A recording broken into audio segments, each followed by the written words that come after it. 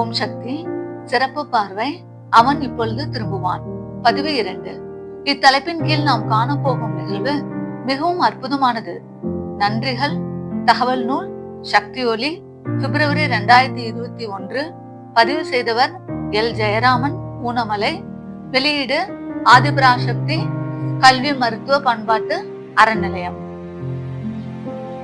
L. Jayaraman அவர்கள் அருள் திரு அம்மா அவர்களோடு செங்கற்பட்டு ஆசிரிய பயிற்சி பள்ளியில் ஒன்றாக படித்தவர். ஏதோ ஒரு அம்மன் அவரை ஆட்கொண்டிருக்கிறது என்றே எண்ணிய அவருக்கு ஒரு அற்புத நிகழ்வினை அம்மா அவர்கள் நடத்தி காட்டினார்கள். அவருடைய பெரியப்பா மனநிலை பாதிக்கப்பட்டு இருந்த காரணத்தால் பங்காளிகள் அவரது சொத்துக்களை அபகரிக்க திட்டமிட்டனர்.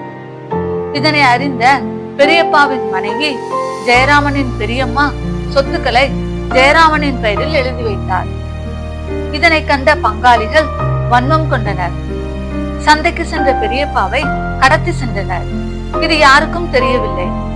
2 நாட்கள் கழித்து பெரியம்மா ஜெயராமனை அழைத்து சொல்ல அவர் தேட வீடே நிம்மதி இழந்து தவித்தது. 1 வாரம் கடந்தது. மொட்டை கடிதம் ஒன்று வந்தது. ரூபாய் 50,000 பணத்துடன் அச்சிறுபாக்கம் மலையில் உள்ள முருகன் கோயில் சன்னதிக்கு இன்று இரவு 8 மணிக்கு வரவும், தவறினால் உன் பெரியப்பாவை உயிருடன் பார்க்க முடியாது என அச்சுறுத்தி எழுதப்பட்டு இருந்தது. சினிமாவில் நடப்பதை போல இருந்ததை கண்ட ஜெயராமன் பணத்துக்கு எங்கே செல்வது என தவித்தார். கவலையுடன் வீட்டிலிருந்து புறப்பட்டு அச்சிறுபாக்கம் வரை நடந்து செல்கையில் வழியில் மேல்மருவத்தூர் அம்மன் கோயில் வேப்ப மரத்தின் கீழ் புற்று அருகில் அருள் திரு அம்மா அவர்கள் அமர்ந்திருந்தார். என்னப்பா நடந்து வர, உன் வண்டி என்னாச்சு, ஏன் முகம் வாடி இருக்கு என்று பரிவோடு அம்மா அவர்கள் கேட்க நடந்ததையெல்லாம் தெரிவித்தார் ஜெயராமன். ஏன் இதை முன்னாடியே சொல்லவில்லை?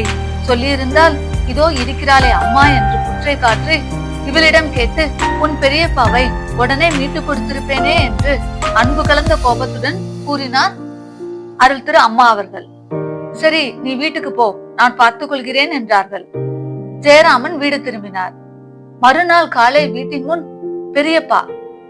ஜெயராமன் சந்தோஷத்துடன் தன் புல்லட் வண்டியில் ஏறி அருள் திரு அம்மா அவர்களை பார்க்க சென்றார்.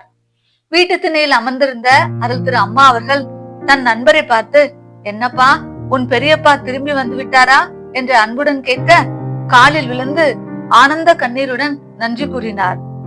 அது சரி, உன் பெரியப்பா எப்படி திரும்பி வந்தார் என்று உனக்கு தெரியுமா என்று அம்மா அவர்கள் கேட்க, அதை பற்றி தெரிந்து கொள்ளதான் உங்களிடம் ஓடோடி வந்தேன் என்றார் ஜெயராமன்.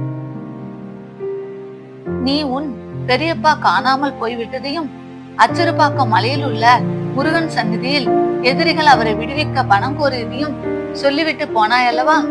அதன் பிறகு நான் இங்கிருந்தபடியே தியானத்தில் பார்த்தேன். எதிரிகளிடம் உன் பெரியப்பா சிக்கியிருப்பது தெரிந்தது. அன்னையை வேண்டினேன். 3 சர்வமாக உருவெடுத்து அங்கே போனேன். படம் எடுத்து பயமுறுத்தி அங்கிருந்த 2 பேரையும் துரத்தினேன்.